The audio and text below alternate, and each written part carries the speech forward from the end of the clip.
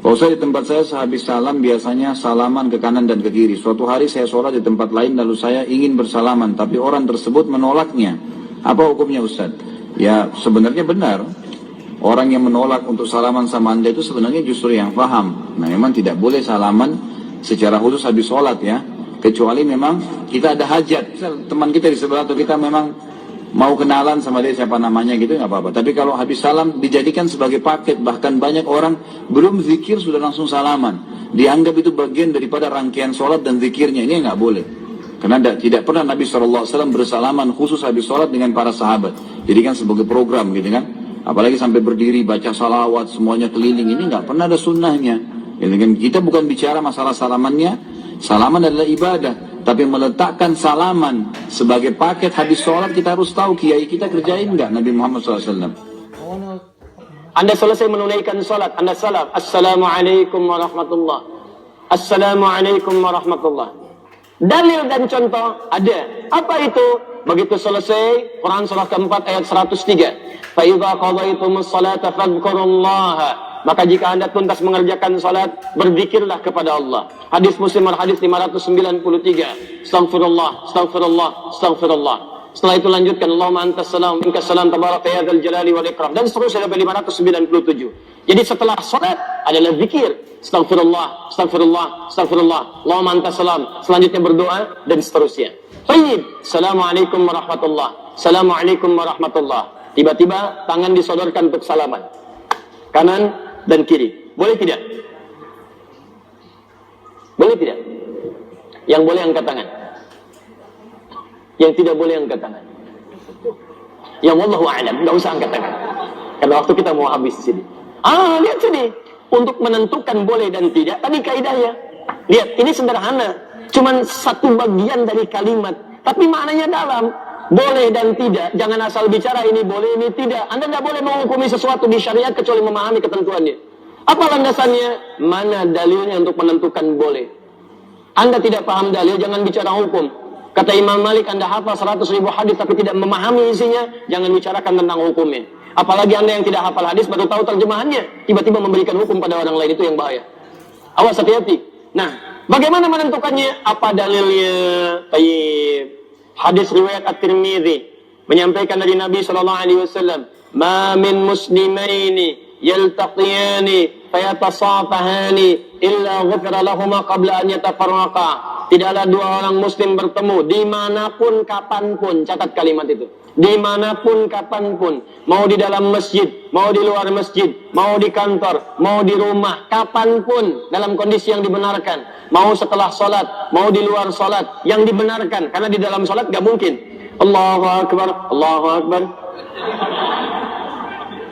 Mustahil. Dalam kondisi yang dibenarkan. Ba'da sholat, Assalamualaikum, Assalamualaikum. Di luar masjid, fayatasawatahani, tiba-tiba keduanya bersalaman. Salaman. Ghufira lahumā qabla an yatafarraqa. Maka diampuni dosa-dosa yang pernah melekat pada keduanya. Pada keduanya. Ini pernah membicarakan keburukan pada orang ini pernah berprasangka yang tidak baik, tiba-tiba salaman. Tapi salamannya menggunakan tasafah. Dari kata safaha, sesuatu yang lapang hatinya. Jadi ketika bersalaman itu ada kelapangan dalam hati. Masya Allah, salaman. Maafkan Pak ya, kalau selama ini ada yang khilaf, saya juga sama. Jadi lapang suasana hati. Itu begitu belum lepas ini, digugurkan dosa-dosa yang pernah melekat di antara keduanya.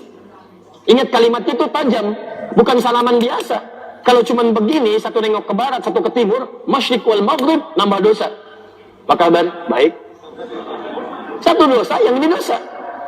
Jadi begitu Anda salaman, saya tasafahani, lapang hati, ghufiralahumā qabla an yatafarraqa, turun ampunan Allah pada keduanya sebelum dia berpisah. Begitu berpisah, sudah tidak membawa dosa di antara keduanya.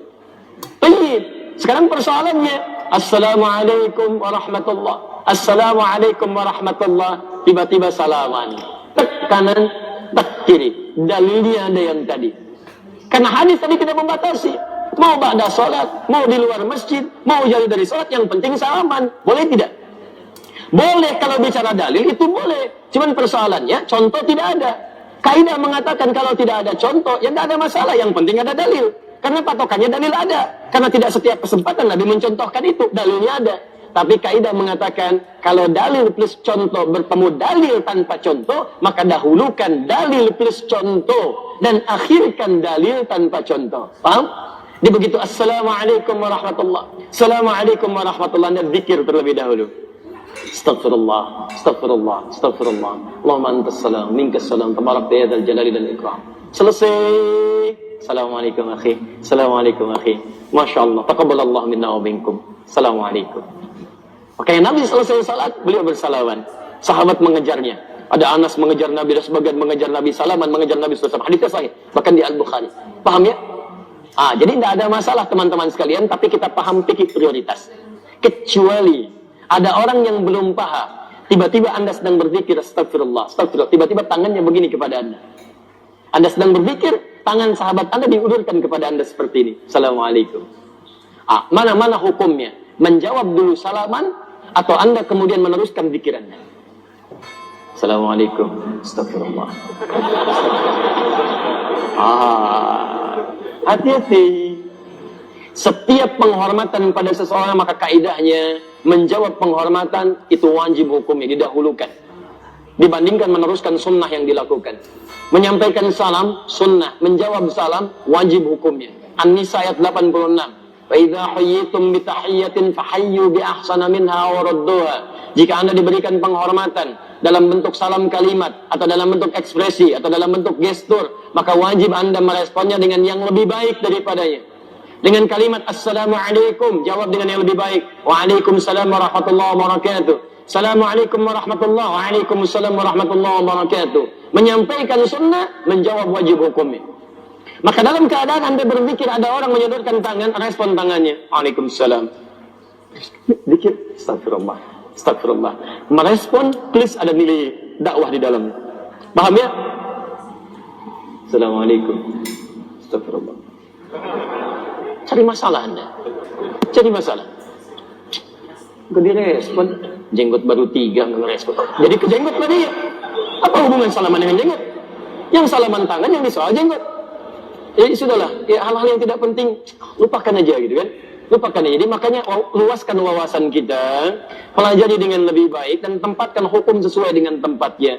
Sehingga setelah belajar, yang biasa salaman pun mengerti. Oh, rupanya zikir didahulukan. Habis zikir saya salaman. Maka dia tungguin habis zikir. Begitu mau salaman pulang. Ya, bisa, gitu kan? Mungkin besok salamannya. Bismillah. Enaknya.